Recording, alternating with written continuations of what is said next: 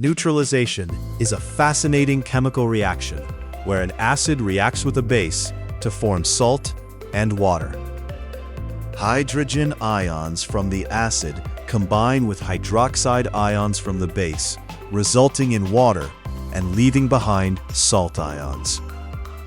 This process not only adjusts the pH, but has practical applications in industry, medicine, and environmental protection.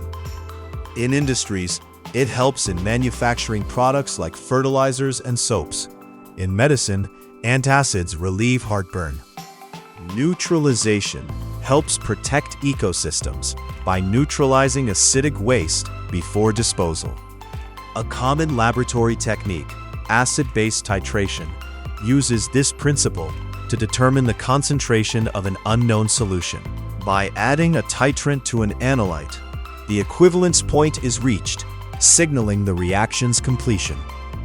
Indicators like phenolphthalein signal this endpoint with a visible color change. Understanding mole ratios in neutralization reactions is crucial for calculating concentrations, making titrations precise.